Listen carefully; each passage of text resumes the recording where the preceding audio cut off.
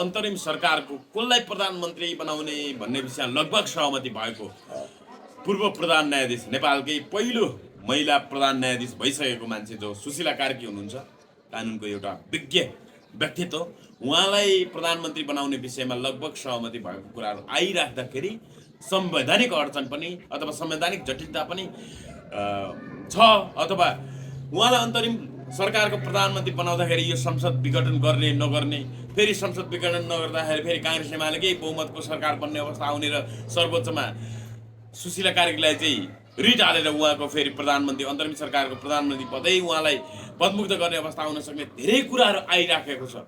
एकातिर जेएनजी युवाहरूले हेर्नु त 2/3 सरकार काङ्ग्रेस एमालेको शक्तिशाली सरकार 27 घण्टाभित्र एक दिनमै सत्ता पलट गर्दाखेरि अद्भुत क्रान्ति भयो, विश्वमा कहीँ नभएको क्रान्ति भयो भने राख्दाखेरि फेरि सिंहदरबार जल्यो, सर्वोच्च अदालत जल्यो, सङ्घीय संसद भवन जल्यो, देशभरका प्रहरी पोस्टहरू जले। यी हिसाबले गर्दाखेरि सार्वजनिक रूपमा सम्पत्तिहरूको ठुलो क्षति भयो, 30औं खर्ब राज्यको क्षति भयो। यो कसरी उगाच्ने? फेरि नेपाल त 10औं वर्ष पछाडि पर्यो भनेर अब यो देश कसरी सँगालेला, आर्थिक रूपमा यो देशले कसरी प्रगति गर्ला, उसित ऋणमा डुबेको यो देश भनेर पनि चिन्ता जाहेर भइराखेको छ। के भन्नु छ अब यो अन्तरिम सरकारको प्रधानमन्त्रीमा सुशीला कार्कीको नामै एक ढङ्गले सहमतिमा आउने र यो देशले गति लिने अवस्था देख्नु भएको छ कि तपाईँ एउटा भनौँ न आफैमा इन्टेलिजेन्ट व्यक्तित्व पिएचडी स्कलर हुन्छ, कसरी हेर्नु भएको छ यो विषय? जनकजी, हजुर, मैले रवि लामिछानेजीको विषयमा स्पष्ट गरिसकेँ।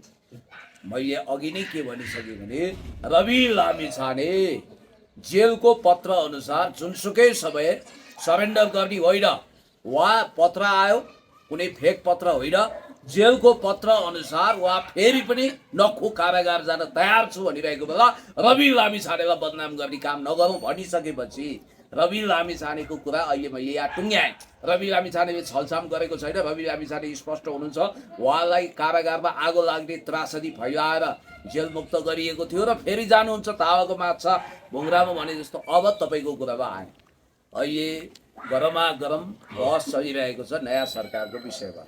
तपाईँले एक भारी एक डोको प्रश्न राखिदिनु, म क्रमशः गाँठो पकाउँदै जान्छु, तपाईँलाई पनि सजिलो हुन्छ। पहिलो कुरो, हुन त यो कुनै फ्रेन्च रेभोल्युसन वा अक्टोबर क्रान्ति वा माओ सेतुङले गरेको क्रान्ति जस्तो होइन। यसलाई एक हिसाबले भन्दाखेरि फिफ्थ रिपब्लिक जस्तो के चार्ल्स देगालले फ्रान्समा गरे नि, त्यो टाइपको पनि हो भनेर कतिले भने, त्यसमा पनि म सहमत हुन्न।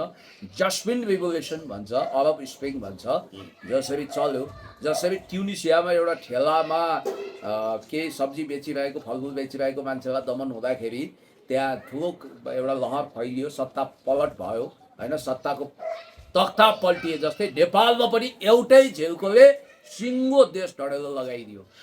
बहाना थियो सामाजिक सञ्जाल बन्द र करप्सन ह्युज भयो र वास्तवमा छिटपुट आन्दोलन त पहिला पनि भएको थियो, तर 13 वर्षदेखि 28 वर्षसम्मका जोसिला युवा युवतीले जेन जेड भनेर जुन मोमेन्ट छेड्नु हो, जेनेरेसन जेडको मोमेन्ट, त्यो मोमेन्ट अकल्पनीय दमनको चपेटामा पर्यो र नेपाल आमाका होनार अहिलेसम्म सुरक्षाकर्मी र नेपाल के अरे भाइ बहिनीहरू विद्यार्थी भाइ बहिनी गरेर कतिपय भारतीय नागरिक पनि छन् भनिएको छ, रहस्यमय छ। 52 जनाले अहिलेसम्म आफ्नो जीवन बलिदान गरिसकेका छन्। 51 जना होइन, 52 अहिले त्यहाँ अपडेट राम्रो भएको छैन। 52 जनाले आफ्नो जीवन गुमाएर अहिले पनि सैकडौँ घाइते छन्, छटपटाइरहेका छन्। हामी भगवानसँग प्रार्थना गर्छौँ सबैलाई स्वास्थ्य लाभ होस्। दिवंगत सबैप्रति हार्दिक श्रद्धाञ्जली, परिवारजनप्रति शोक सन्तप्त परिवारजनलाई संवेदना।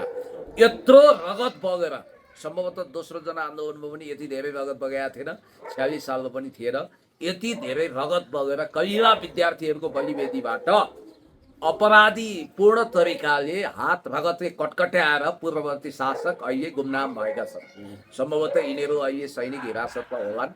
हेर्नुहोस् त पैसाको भण्डार, ओहो राष्ट्र ब्याङ्क नै देउबा ओली प्रचण्डले थुपारेका रहेछन् भन्ने हिसाबले आयो। यो कुरामा आउँला, यो तोडफोड वाला कुरा, पैसा हेर्नुहोस् त यहाँ गनिसाध्य त्यो तोडफोडमा आउँला। अब लेटेस्ट कुरामा जाउँ, कसको सरकार बन्छ, सुशीला कार्कीजीलाई बनाउनु जेनजीको आन्दोलनको मर्म र भावनालाई सम्मान गर्नु हो कि अपमान भन्ने पनि प्रश्न उठाएको छ।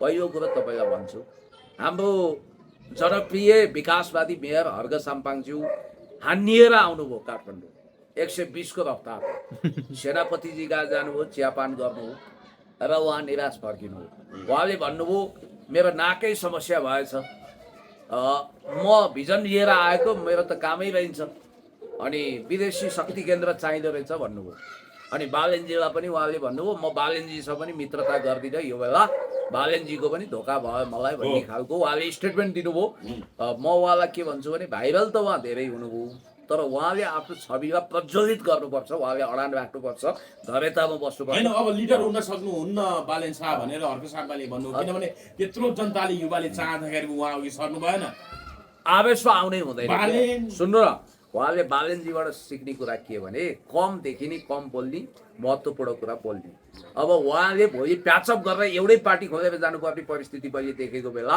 उहाँहरू किन उहाँ आफै झगडा गर्नु हुँदैन भन्ने मलाई लाग्छ र उहाँले पनि होइन उहाँ मलाई प्रधानमन्त्री जिम्मा दिनुहोस् भनिराख्नु भएको छ उहाँले एकदमै इच्छा होइन, उहाँले आकांक्षा त- देखाउनु भएको छ उहाँले- फेरि धरानमा उहाँले विकासको चमत्कारिक गति पनि देखाउनु भएको छ आम्दानीमा लानु भएको छ एकदम राम्रो। धरानलाई अत्यन्तै राम्रो। तर त्यसमा अत्यन्तै नै आम्दानी लान हर्क साम्पाको अत्यन्तै नेतृत्व आवश्यक छ भनेर पनि धेरै चर्चा गरे जेएनजी भित्र पनि युवाहरूले नाराबाजी गरिरहेका छन् हर्क साम्पाको म उहाँलाई भारतमा चन्द्रशेखरले जस्तै अडान दिन भन्छु नेपालमा सुशील कोइरालालाई जस्तै दर्जनौँ चोटि मन्त्री अफर गर्दा पनि जानु भएन म प्रधानमन्त्री पाए जान्छु नभए अरू खान्न भन्नुभयो हर्क साम्पाङज्यू तपाईँ अहिले स्थानीय सरकारको प्रमुख हुनुहुन्छ तपाईँ र बालेन शाहजीले क्याबिनेट मन्त्री खाएर आफ्नो स्तर घटाउनु हुँदैन अहिले सङ्क्रमणकालीन 60 महिने मन्त्री काम केही गर्न पाइँदैन कोही भत्ता खाने आदि इत्यादि कानुनी काम गर्ने हो कसैलाई तपाईँले ढुङ्गा बोकाउनु पनि पाउनुहुन्न सिंहदरबारलाई पुनर्निर्माण गर्ने अर्को वैधानिक आधार खडा हुन्छ त्यस कारणले गर्दाखेरि तपाईँ अब धरानलाई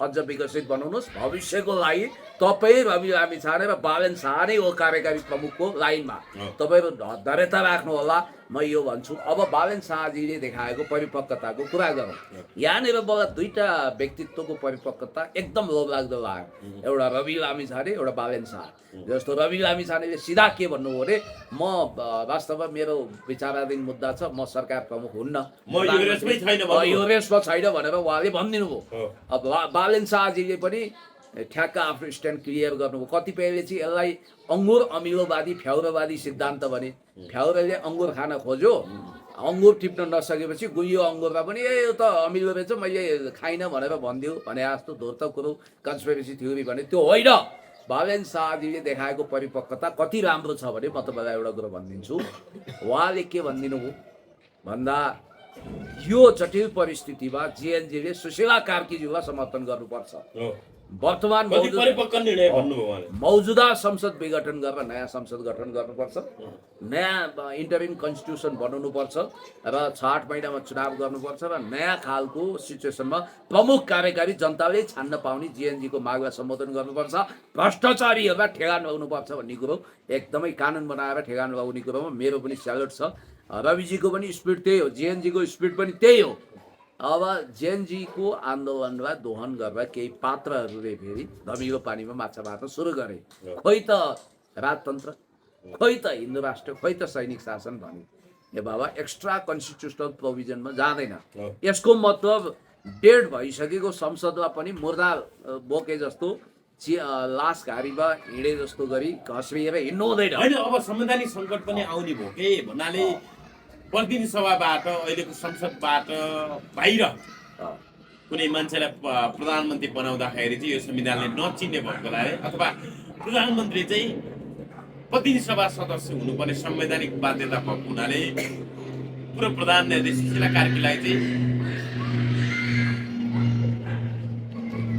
अहिलेको नयाँ बन्ने सरकार अन्तर्गत सरकारको प्रधानमन्त्री बनाउन मिल्दैन भन्ने हिसाबले पनि चर्चा भइरहेको छ तर संविधान अनुसार फेरि सांसद नभएको मान्छे पनि 6 महिना मन्त्री बन्न सक्ने र फेरि अब त्यो राजीनामा दिएर फेरि बनाउन सक्ने त्यो अवस्था छ त्यस कारण उहाँलाई चाहिँ मन्त्री परिषदको उपाध्यक्ष दिएर पहिला चाहिँ खिलास रेग्मीलाई उहाँ त बालवाला प्रधान न्यायाधीश हुनुहुन्थ्यो उहाँले यही विषयमा फेरि अहिलेकै सुशीला कार्की जो त्यति बेला न्यायाधीश मात्रै हुनुहुन्थ्यो माननीय न्यायाधीश त्यति बेला यो संवैधानिक इतिहासमा त्यो विषय पर्दा उहाँ फरक मत राख्नु भएको थियो त्यसैले धेरै विषय आइराखेको छ संवैधानिक अडचनका कुराहरू पनि छन् बाधा अड्काउ भन्नाले आवश्यकताको सिद्धान्त अनुसार पनि उहाँलाई फेरि नियुक्त गर्न सकिन्छ यही व्यवस्थाभित्र पनि भनेर कतिपयले भनिरहेछन् के छ पुण्य सर संवैधानिक जटिलता आउन सक्ने सम्भावना कति हो? कतिपयले होइन गर्नुपर्ने नि त्यही हो।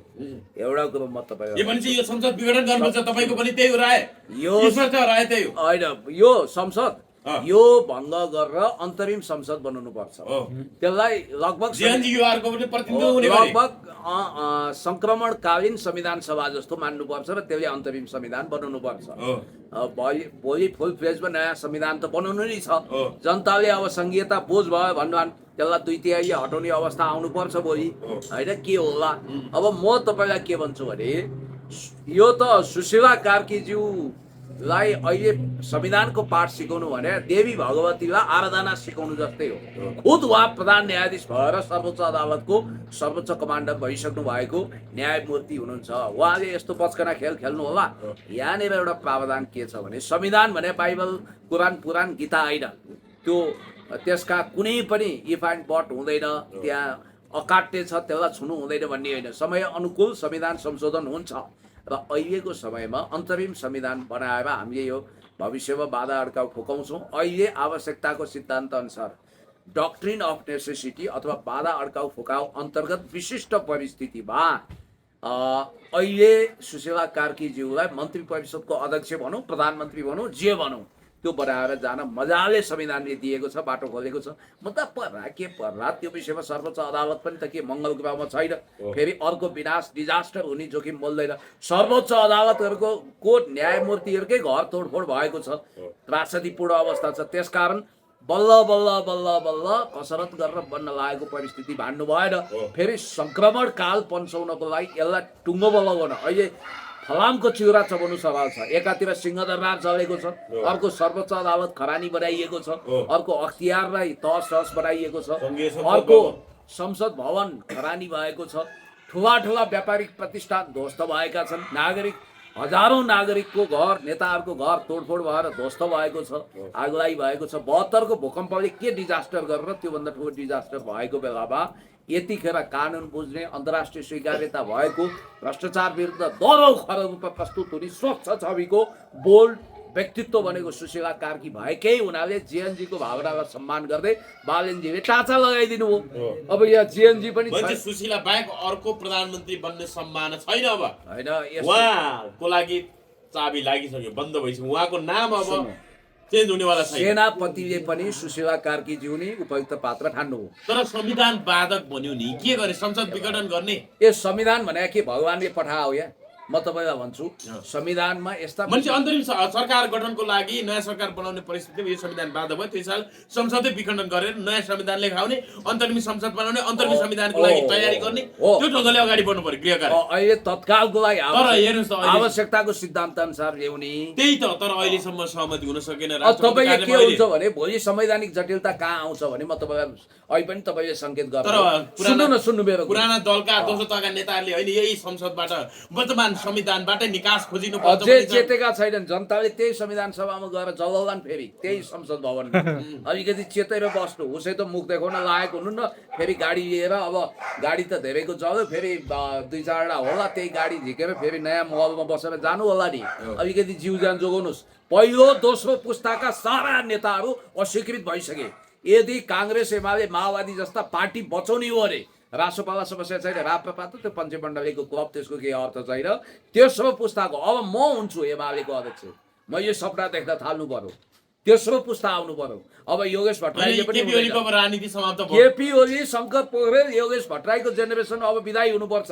काङ्ग्रेसमा गगन थापासम्मको जेनेरेसन, किनभने यिनीहरूले पहिलो पुस्ता बिग्रिरहँदा दोस्रो पुस्ताले काँध थापे हुन् नि त। यिनीहरू मौका पायो भने पहिलो पुस्ताभन्दा भ्रष्ट हुन सक्ने हुनाले त्यो भएको हुनाले हामी जस्तो सोच छ के तेस्रो पुस्ता म कसलाई भन्छु भने जसले परिपक्व हुँदाहुँदै मौका पाएन। यहाँनिर जोगुसाक्रोन तिमीसेना हुनुहुन्छ जो नेकपा एमाले केन्द्रीय सचिव, उहाँले त त्यो अस्तिको जीएनजीको आन्दोलनमा जुन ढङ्गले क्षति भयो, केपी ओलीले राजीनामा दिए प्रधानमन्त्रीबाट, त्यसपछि केपी ओलीलाई साधारण सदस्य पनि नरहने गरी एमालेबाट बर्खास्त गर्नुपर्छ भन्नु। एउटा कुरो के छ भने अब हिजो फेरि उहाँलाई नै निलम्बन गरेको थियो। उहाँको चिन्तै नगर्नुहोस्। प्रचण्ड, केपी ओली र शेरबहादुर त अब राजनीतिमा आउनै सक्दैनन्। उनीहरू हमेसाको लागि उनीहरूको राजनीति उनीहरूलाई त मुद्दा लाग्छ। अब सुशीला कार्की प्रधानमन्त्री भइसकेपछि के दलिन गरेर बस्छ? तर यहाँनिर सुन्नु, जेपी गुप्तालाई जेल पठाउने व्यक्ति। अब पुरानो बालुवालाई सांसद मन्त्रीलाई पुरानो दल भन्नाले मूलधारका दल भन्नु न अहिलेसम्म मूलधारका दलले चाहिँ के दाउ हेऱ्यो भने अहिले पनि चेतेका छैनन्। होइन अहिले पनि जस्तो अँ। यो भ्रष्टाचारका विषय 40 सालपछि अँ।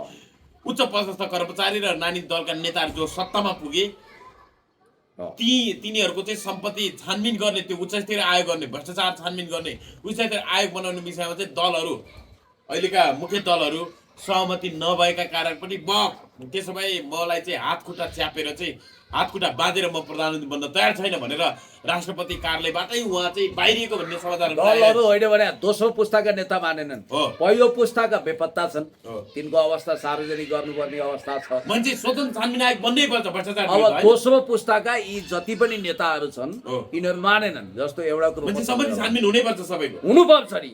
कालो दण्डलाई तपाईँको व्यवस्थापन गरेन भने फेरि अर्को जेएनजीको योभन्दा खतरा मोमेन्ट हुन्छ। हो। अहिलेको प्रतिफल उपलब्धि भनेको उधारोमा हुँदैन, ड्याङका ड्याङ नगदमा हुन्छ अबको उपलब्धि भने। हो। अब उधारोमा सहमति गरेर जनतालाई थाङ्नामा सुताउँ भन्नु पर्दैन र अब घुस खान पनि सक्दैन। र यिनीहरूको दाउपेचीमा के देख्छु भने पुरानै संसद बिउताउने, फेरि केही समयपछि सर्वोच्च जाने, हो। मुद्दा हाल्ने, अनि बहुमतको सरकार अल्पमतको प्रतिपक्ष बनाउने, फेरि यही संसदबाट शेरबहादुर नभए म गगन थापा प्रधानमन्त्री भनेर दाबी लिएर जाने, ए। अनि केपी ओली नभए म फलाना हुन्छु भनेर योगेश भट्टराई जाने, यो अवस्था ल्याउन खोजिरहेको छ। ए उनीहरूको चाहना त्यो छ, हो। भित्री चाहना। हो, अब यो त अस्वीकृत खेल हो। फेरि भद्दा र पुरानो जटिल भोगमा फस्छ। म भन्छु पहिलो र दोस्रो पुस्ता विदाई हुनुपर्छ। टेस्ट नभएको इमान्दार हाम्रो पुस्ताले पार्टी चलाउने हो। यहाँनिर अहिलेसम्म हेर्नुहोस् त, तपाईँसँग संवाद गर्दा झन्डै 5:30-6 बज्न लागिसकेको छ, तर अहिलेसम्म पनि राष्ट्रपति निवासमा जुन शीतल निवासमा भइरहेका छ वार्ता त्यो सहमतिमा पुग्न सकेको छैन। भर्खरै मात्र सागर डडेलधुरामा नेपाली कङ्ग्रेसका सभापति पूर्व प्रधानमन्त्री शेरबहादुर देउवालाई चुनावमा चुनौती दिएर झन्डै हराइसक्नु भएको थियो। उहाँले भर्खरै के लेख्नु भने सागर ढकालको आक्रोश राष्ट्रपति टेरेरन् भन्ने हिसाबले उहाँले लेख्नु भएको छ। अब उनलाई टेर्ने बनाउनु पर्ने भयो भन्ने हिसाबले उहाँले के लेख्नु भएको छ भने प्रिय साथीहरू, राष्ट्रपतिले टेरेरन्, अब उनलाई टेर्ने बनाउनु पर्ने भयो। नेपाली काङ्ग्रेसको राष्ट्रपतिद्वारा अल्झाउने प्रयास भइराखेको छ। उहाँले जेनजी पुस्तालाई कमजोर बनाउन समय लम्ब्याउने काम मात्र गर्नुभएको छ। हाम्रो साथीहरूलाई छुट्टै राखिएको छ। राष्ट्रपति कार्यालयमा गएर हामी सबै मिलेर शेरबहादुरलाई समाते जस्तै अब राष्ट्रपतिलाई समाते राख्नुपर्ने भएको छ। तयार हुनुहुन्छ नि युवाहरू? जेनजीको पहिलो माग बुझ्दैन भने राष्ट्रपतिले लाइभ बसेर पुरा गर्नुपर्छ। संसद विघटनपछि अन्तरिम नागरिक सरकार अरू माग यसपछि नेपालको सुरक्षा निकाय अझै कतिजनाको लास चाहिएको छ, हिसाब गर्दै जानु, हामी तयार छौँ भन्नु।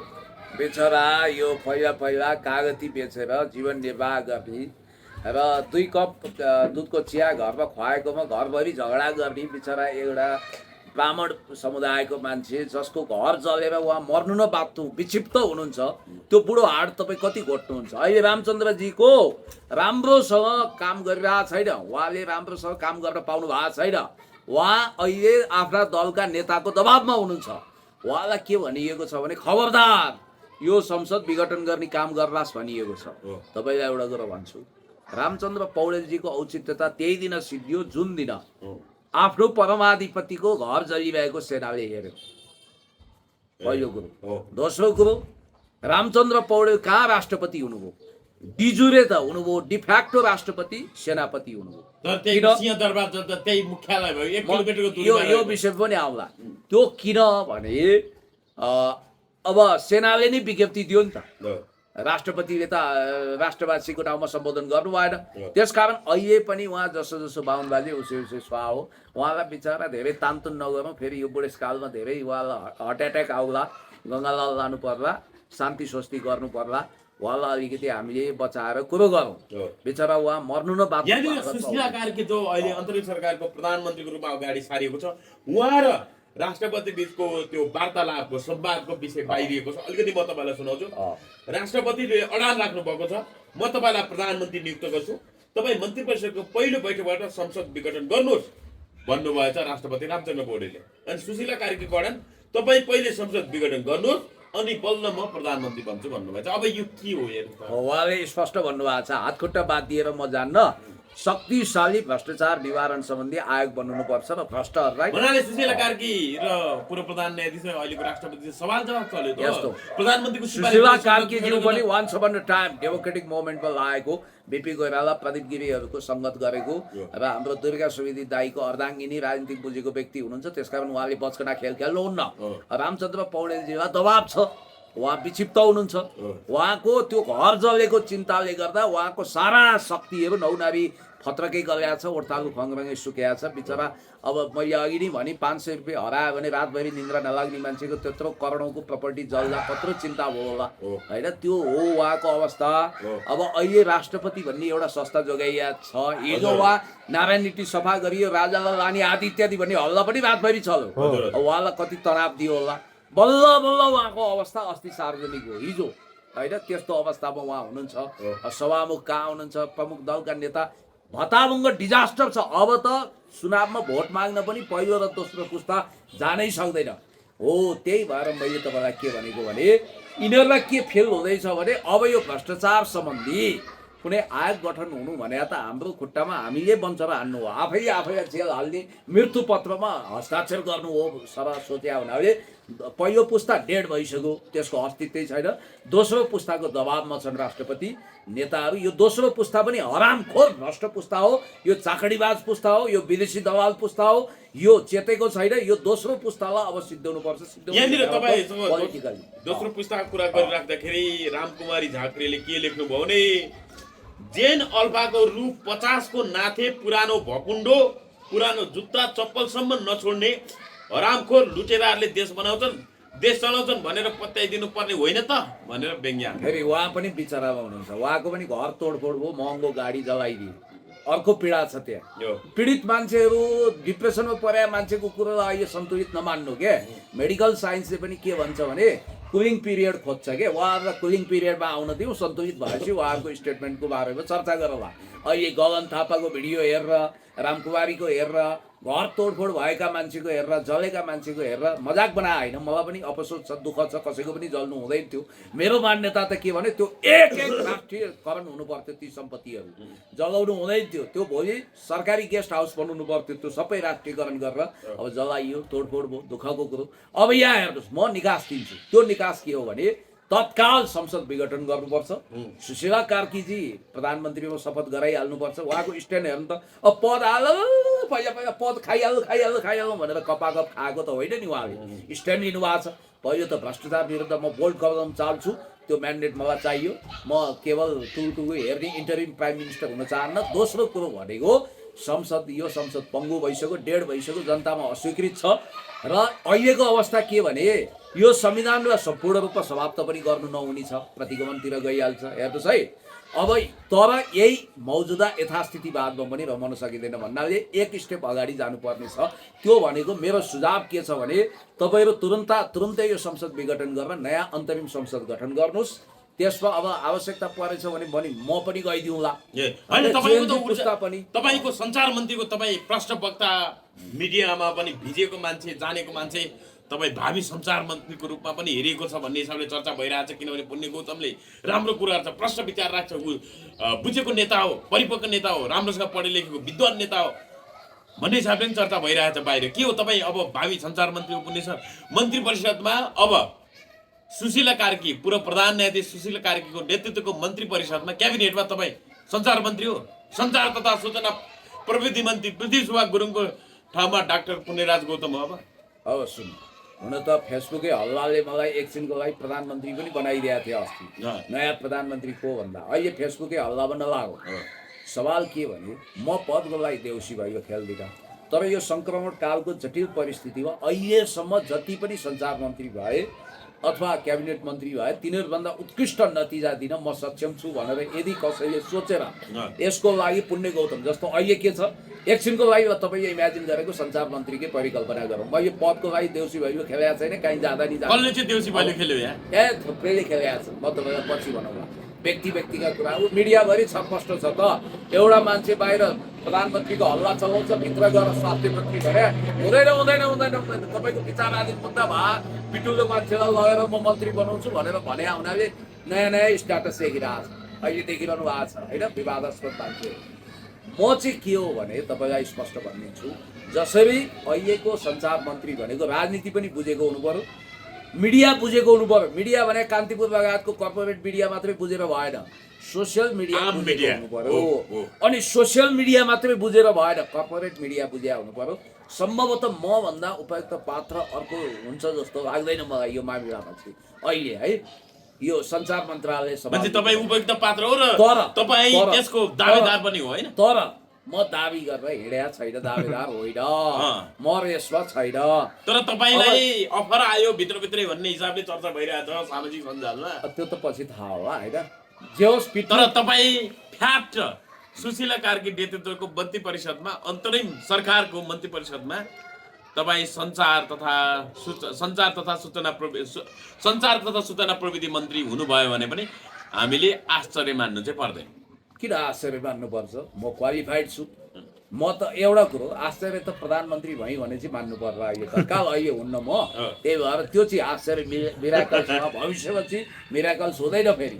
तर एउटा कुरो विश्वास दिलाउँछु, अहिलेसम्मको सबैभन्दा उत्कृष्ट सञ्चार मन्त्री प्रदीप नेपाललाई मानिन्छ। त्यो बेला सोसियल मिडिया थिएन। प्रदीप नेपाल भन्दा पनि क्वालिटीको सञ्चार मन्त्री चाहिँ म भएर देखाइदिन्छु। कृष्णबहादुर महराको पनि चर्चा थियो पहिला त, पछि विभिन्न काण्ड। कृष्णबहादुर महराले मिडियै बुझ्नुहुन्न क्या बिचरा हो। उहाँको अन्ततिर ठिकै छ, मिडियाको सवालमा म सर्वोत्कृष्ट नतिजा दिन्छु। यहाँनिर अब अर्को समाचार आइरहेछ, जेनजी आन्दोलनको माग अनुसार अन्तर्मी सरकार बनाउने वार्ता जारी रहँदा सङ्कटकाल लगाउने तयारी पनि भइरहेको छ। सहमति हुन सकेको छैन संरक्षण गर्ने कि नगर्ने भन्ने विषयमा। राष्ट्रपतिले आन्दोलनकारी समूहजी वार्ता टुङ्गो नलागेर तत्काल नयाँ सरकार गठन हुन नसकेमा सङ्कटकाल लगाउने प्रस्ताव सेनाले प्रस्तुत गरेको राष्ट्रपति कार्यालय सुरुले जनाएको छ भन्ने कुरा आयो। ए मूर्ख हो, 52 ठक्कर 53 गुस्सा खाइसक्यो। आकाशको केतु आकाशको राहु पातालको केतु एकचोटि नपरी कसरी केतु। भर्खर यत्रो विध्वंस भएको छ, कमसेकम तिमीहरूलाई जीवनदान दिएका छन्, मान्छेको रूपमा बाँच है, राजनीतिबाट हात धौ भनेका छन्, तैपनि त्यो खुजुली भइरहेछ क्या। त्यो पहिला खाएको सम्झेर याद गर्नु होला। अब मान्छे सङ्कटकाल, शासन- सहमति नजुटे सङ्कटकाल अनि राष्ट्रपति शासन हुने जस्तो देखियो है। राष्ट्रपति त्योभन्दा अर्कोतिर पनि जान सक्छ। भन्नाले सैनिक शासन एकदलले त्योभन्दा उता गइदिन सक्छ। तपाईँले मान्छे राजा ल्याउने सम्भावना पनि हुन सक्छ। के हुन्छ त्यो भन्न सकिँदैन। मूर्ख हो। अहिले थपक्क जे छ त्यो कुराबाट 2 कदम प्रगतिशील भइदेऊ र उदारताका साथ आऊ। पहिलो र दोस्रो पुस्ताले राजनीति गर्ने कुरामा बाबा भनेर काल भएर कान समाऊ। पार्टी हामी सम्हाल्छौँ, देश हामी सम्हाल्छौँ। रवि लामी छानेर के अरे बालन शाह र हर्क साम्पाङ मिलेर पार्टी खोल्नु अब लोकतन्त्रमा। अनि त्यसपछि यता रविजीसँग पनि सके पार्टी एकता गर्नु, नभए सहकार्य गर्नु। मलाई जहाँसम्म लाग्छ अब बालेन र हर्कजीको पार्टी आएन भने पहिलो पार्टी हुन रवि लामी छानेलाई कसैले पनि रोक्न सक्दैन होइन। र अर्ली इलेक्सन भन्नाले अब त ऊ बुटोलको चुनावको यी सबै चर्चा हरायो, सिद्धिसक्यो, कसैको पदै छैन अहिले होइन। अब अन्त्यमा पनि र सबभन्दा राम्रो कुरो, जनकजी तपाईँ पनि तयार रहनु है। तपाईँ पनि मिडिया एक्सपर्ट जस्तो लाग्छ मलाई। फरेन पोलिसीमा दखल भए विदेश मन्त्री हुनु होला, अनि मिडिया एक्सपर्ट भए तपाईँ सञ्चार मन्त्री हुनुहुन्छ। जेनजी तपाईँहरूलाई धन्यवाद छ, महान जेनजी। तपाईँहरूको कारणले अब यो लठुवाहरू छ नि, कृषिको क नबुझेको मान्छे कृषि मन्त्री हुने, उद्योगको अ नबुझेका मान्छे उद्योग मन्त्री हुने, अनि शोधनान्तर व्यापार घाटाको ट्युसन पढ्नुपर्ने मान्छे गएर अर्थमन्त्री हुने होइन। अनि अर्थमन्त्री भइसकेको छ, ज्ञानबारी साई अर्थमन्त्री बन्न म सक्छ। इकोनोमिक मिनिस्टर भन्ने। अनि होइन अब पुँजीगत खर्च बढाएबाटै छ, क्यापिटल एक्सपेन्डिचर सधैँ छैन भन्ने मान्छेलाई कहाँबाट बनाउनु? अब त विज्ञ आउने भयो। सुन्नुहोस् है, अब के हुने भयो भने जस्तो मेरो कुरा गर्ने हो भने मैले विज्ञहरू जाँदा मैले 3टा मन्त्रालय स्फूर्ति चलाइदिने भएँ। अब भाग्य भयो, पपुलर भएँ भने प्रत्यक्ष निर्वाचित कार्यकारीको चुनाव लडेर प्रधानमन्त्री नै खाउँला, राष्ट्रपति नै बनाउला एकछिनको लागि हाइपोथेटिकल। त्यो तपाईँ पनि पाउनुहुन्छ, जो पनि पाउँछ। अब अहिलेको लागि म सञ्चार मन्त्रीको लागि सर्वोत्तम हुने भएँ, विदेश मन्त्रालय पनि सम्हाल्न सक्ने भएँ, परराष्ट्र मन्त्रालय, मेरो फरेन पोलिसी इन्टरनेसनल रिलेसनको हिसाबमा। म एउटा मन्त्री चाहिँ दिए पनि खान्न, त्यो भने गृहमन्त्री। किनभने अहिलेसम्म गृहमन्त्री भएकालाई लफडा, तनाव, दुःख, टेन्सन र नमुछिएको उदाहरण छैन, कोही पनि छैन होइन। बिपी कोइरालाको पनि त्यस्तो प्रधानमन्त्री भएको दुखान्त भयो। जस्तो गृहमन्त्री कुराहरू अलिकति जस्तो केपी ओली पनि गृहमन्त्री, शेरबहादुर पनि गृहमन्त्री, प्रधानमन्त्री हुनुभयो तर पतन भयो। अहिलेको गृहमन्त्री रविजीलाई भाउ त हो नि गृह मन्त्रालय सम्हाल्यो। रविकै कुरा गर्दा चाहिँ अहिले हेर्नुहोस् है, अब उहाँ कारागारबाट त छुट्नुभयो, तर केही मान्छेहरूले जेएनजीबाटै कुनै कुनै पेजबाट रविलाई छुटाउने उद्देश्य थिएन, उहाँ कानुन सम्मत तरिकाले थुनामुक्त हुनुपर्छ भनेर भनिराख्दाखेरि केहीले रवि लामिछाने कैदी भागेको सूचना मस्ट वान्टेड क्रिमिनल भेटाउनु हुने महानुभावले नजिकको प्रहरी कार्यालयमा बुझाइदिनु होला, थुनामा रहेका राष्ट्रसभाका सभापति रवि लामिछानेको यस प्रकारका पोस्टरहरू सार्वजनिक हुँदैछ। के भन्नुहुन्छ पुण्य सर? त्यो जेएनजी होइन, दुर्गा प्रसादका कार्यकर्ता जेएनजी हुन् तिनीहरू। उनीहरूले मिडियाबाजी गरिरहेछन् होइन। मैले अहिले आफ्नो कुरा टुङ्ग्याएँ कि जस्तो म भविष्यमा विदेश मन्त्री अथवा परराष्ट्र मन्त्री, सञ्चार मन्त्री या अर्थमन्त्री, यो 3 मन्त्रालय सम्हाल्न सक्छु मेरो क्षमताले। अरू म दाबी गर्दिनँ होइन। मैले भन्न खोजेँ अब विज्ञ विशेषज्ञ सहित रक्षामा अनुभव भएकालाई रक्षा मन्त्री बनाउने। यसले के हुन्छ भने अमेरिकामा जसरी एक्सपर्टिजमको कदर भयो नि चाइनामा, त्यस्तै हुन्छ। अब रविजीलाई यो जुन जेएनजी, कुन जेएनजी प्योर एन्ड कम्प्लिट असल जेएनजी भने त त्यो जो वास्तवमै भन्ने हो भने इमान्दार छ, देशको परिवर्तन होइन। एक जेएनजीले फेरि अर्को सामालाई एक जेएनजीले कुलमानलाई भनेर अगाडि सारिरहेको छ नि। हिजो त एउटा जेएनजीले कुलमानलाई बनाउने भयो, अब अन्तरिम सरकार प्रधानमन्त्री। कुन जेएनजी? दुर्गा प्रसाद प्राणको जेएनजी कि मेरा पनि जेएनजी छन् पनि यहाँ फेरि स्वतन्त्र जेएनजी भनेर अर्कोले आशा अब संवैधानिक राष्ट्रता राख्ने पृथ्वीराज शाहले एकीकरण गरेको देश हो भन्ने छ भने फेरि अर्को बेउति आएर यो जेएनजी कुन हो भनेर प्रधान सेनापति नै अल्मुना राजेन्द्र लेङदेन जेएनजी हो।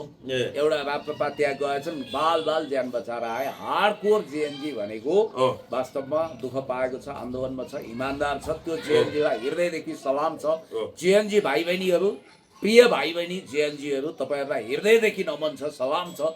तपाईँहरूले देशलाई एउटा ऐतिहासिक मोडमा लानुभयो, विकास र समृद्धितिर लानुभयो, भ्रष्टाचार विरुद्ध सुशासनको बिगुल फुक्नुभयो। तपाईँहरूले तोडफोड गरेको होइन, सिंहदरबार तपाईँहरूले जलाएको होइन, सर्वोच्च अदालत तपाईँहरूले जलाएको होइन। तर होइन, अहिले त सार्वजनिक सम्पत्ति कसले के गरे हो तपाईँहरूसँग जेएनजी भित्र प्रमाण छ भने हामीले सार्वजनिक गरिदिनुहोस्, हामीलाई उपलब्ध गराउनुहोस् भने नेपाल प्रहरीले सार्वजनिक रूपमा विज्ञप्ति मार्फत अपिल गरिसक्यो। अब फोटो भिडियोमा देखिएका मान्छेहरू छानी नेपाल प्रहरीले कारबाही गर्ने अवस्था आइसक्यो। ती रियल जेएनजी नै होइनन्, तिनीहरू भनेको जेएनजी भित्र घुसपैठ गरेका आपराधिक तत्त्व हुन्। देउवा दम्पति कुट्ने जेएनजी हो कि होइन होला त्यो भन्न सक्दिनँ म। हेलिकप्टर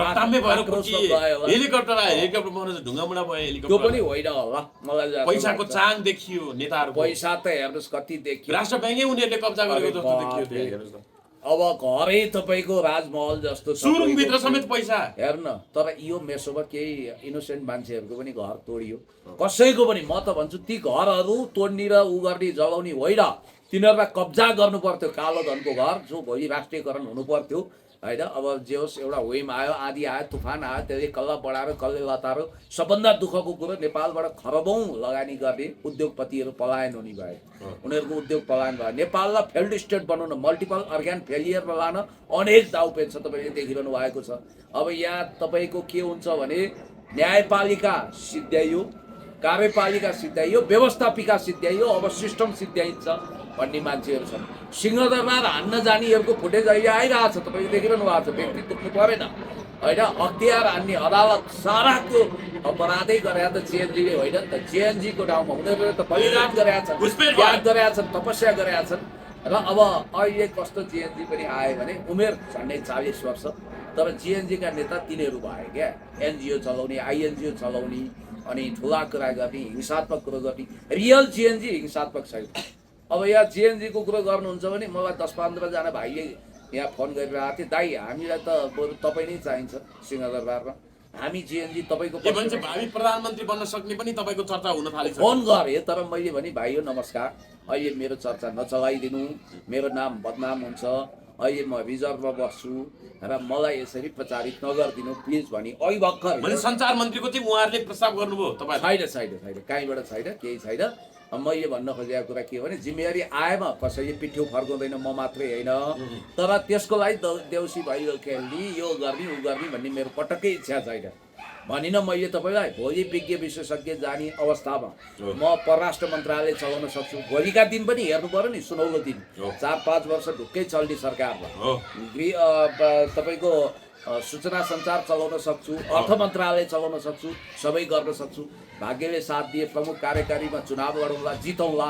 तर अहिले मैले देखेको जस्तो अब भनौँ न, नामै तोकेर भनौँ, अब सुजन गुरुङ भाइको नाममा ए। एक खालको मिडियाबाजी होइन उहाँ विदेशी इन्डियन भन्ने हिसाबले पनि चर्चा भयो के हो यो तर अहिले काठमाडौँमा अलिकति जतिको समस्या नेपाल चाहिँ- खबरमा समाचार आइरहेछ अहिले फेरि गोर्खाको हो भनिरहेको छ होइन या के भयो भने हर्क साम्पाङज्यूका तर उहाँले नै अगाडि सार्नु भयो नि त सुशीला कार्कीलाई त सुशीला कार्कीलाई उहाँको त्यसमा अडान छ हर्क साम्पाङज्यूको फ्यान फलोवर्सलाई के लागेछ भने अब बालेन शाहज्यू पनि मूलत यो सुजन गुरुङ जसको हर्क साम्पाङसँग 2 वर्ष अगाडि अनबन भएको थियो यिनको कारण सुशीला कार्कीको नाम हाइलाइट भयो हर्कजीको चान्स सकियो भनेर उनीहरू आगो आएका हुन् ए र अब हुन भने त सुजन विदेशी होइन होइन उनले त नागरिकै देखाएको छ नि हेर्नुहोस् है काठमाडौँमा अब यस्तो हो जन्मेको भने त्यो त उनी आफै देखा हुन् कि कसले हो म उनलाई अझ के भन्छु भने आफ्नै आधिकारिक फेसबुक सञ्जालमा सामाजिक सञ्जालमा आएर देखाइदिनुहोस् प्रमाणित होस् जे होस् होइन